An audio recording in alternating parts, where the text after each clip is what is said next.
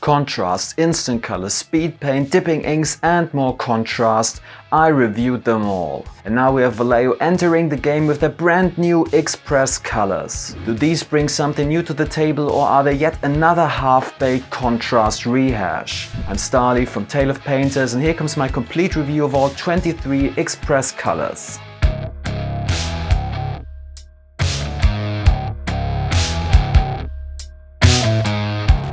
Say what you will, but Games Workshop popularized a new and beginner-friendly way of painting with the release of their Contrast paint range in 2017. Since then, many companies launched similar ink-based painting products, some more or less successfully. Surprisingly, Vallejo, as one of the most popular tabletop paint manufacturers, took the longest to develop their one-coat Xpress Colors. 23 paints plus an Xpress color medium should be out now in Europe and the UK, with the rest of the world following in December 2022. Perhaps they took so long because they wanted to get them right. They brought in no other than contrast mastermind Juan Hidalgo as a consultant, who is famous for his heavy metal contrast painting series on his YouTube channel.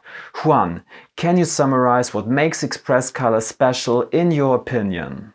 Hi Stahly. In my opinion, what makes Xpress Colors special is first and foremost the matte finish. To painters like me, a nice matte finish is very important, especially as a foundation for the paint job.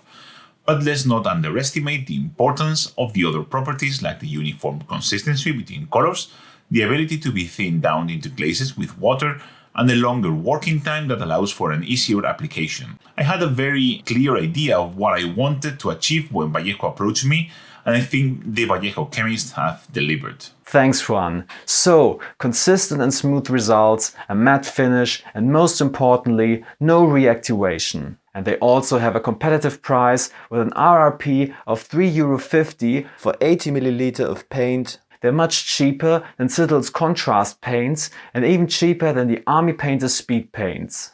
Before I take a closer look at all 23 colors and compare them to their Citadel counterparts in one of my popular hand-painted color swatches, I first want to find out whether Xpress Colors can live up to their promises. So, let's give them a try. The first thing I notice is that the consistency of Xpress Colors is quite similar to contrast paints, so they are not as runny as speed paint, yet they settle very evenly on the model. I found they need a good shaking for the best results, otherwise they might dry slightly glossy. The drying time is longer than with contrast paints, so you have more time to move the paint around before it starts to settle. Most contrast paints dry rather quickly, so it's easy to leave visible brush strokes and marks with them, but not so much with Xpress Colors, which is good. The downside is that it can take 50 minutes or more for a thick layer to dry completely, which can slow down the painting process somewhat.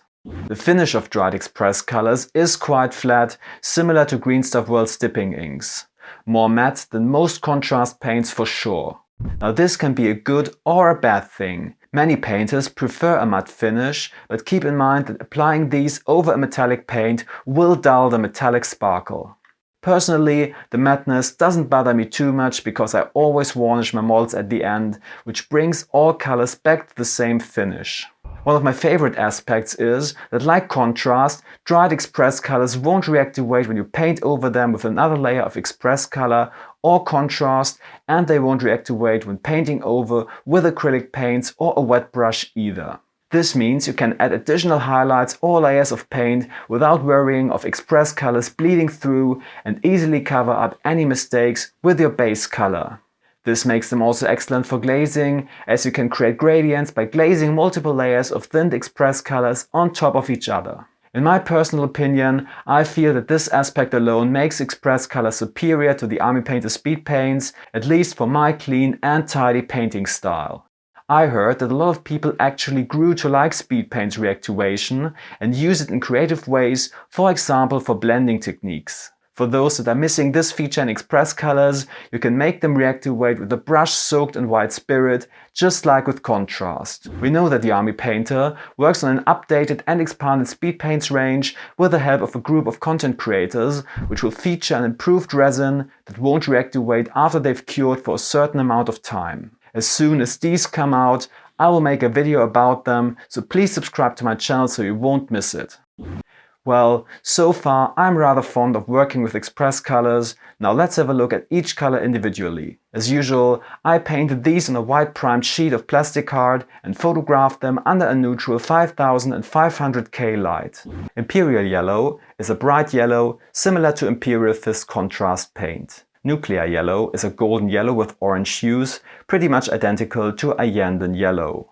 Martian Orange is a bright orange. It's not quite as densely pigmented as Magma Draw Flame, but richer than Fuegan Orange shade paint. Plasma Red is a very nice red, not as pigmented as Blood Angels Red, but still very nice.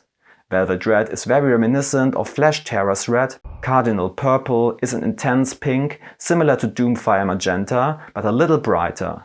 Deep Purple is similar to Volupus Pink, but a nuance more bluish. Gloomy Violet is similar to Luxion Purple, but a little bit less pigmented.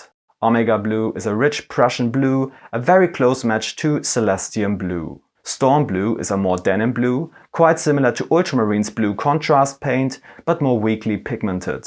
Mystic Blue is intense cyan blue, very close to Thalasar Blue from Games Workshop. Caribbean Turquoise is very similar to Croxigor Scales, but a bit weaker in pigmentation. Snake Green is reminiscent of Eldari Emerald. Troll Green is quite similar to Karandras Green.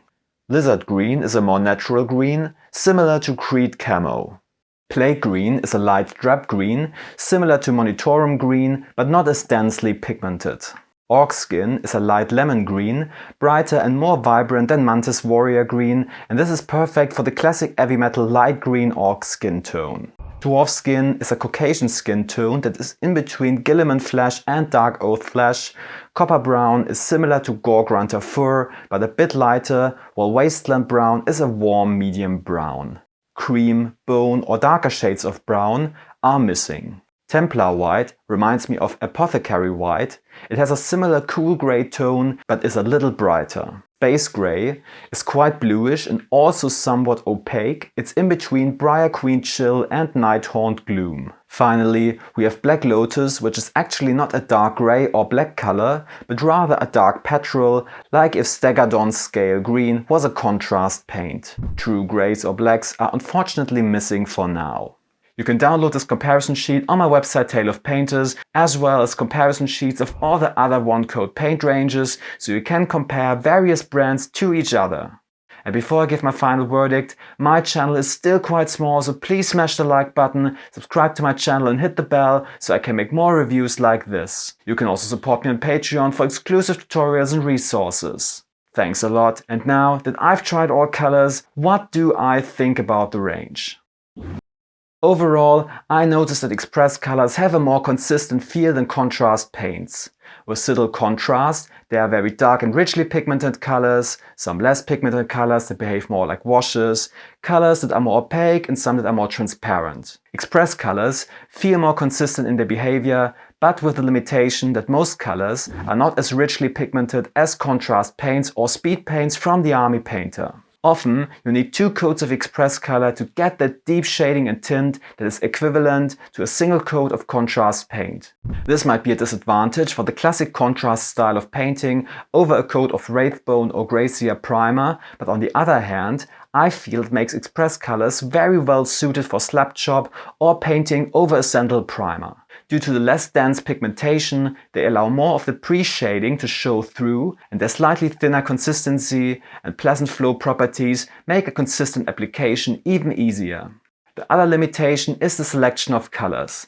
23 colors are already less than the original 34 colors Contrast started with, and what Xpress Color completely lacks are cream tones, muted and dark browns, and true grays and blacks. This makes the range feel incomplete. But I heard that Vallejo is already working on some more colors. Is that correct, Juan?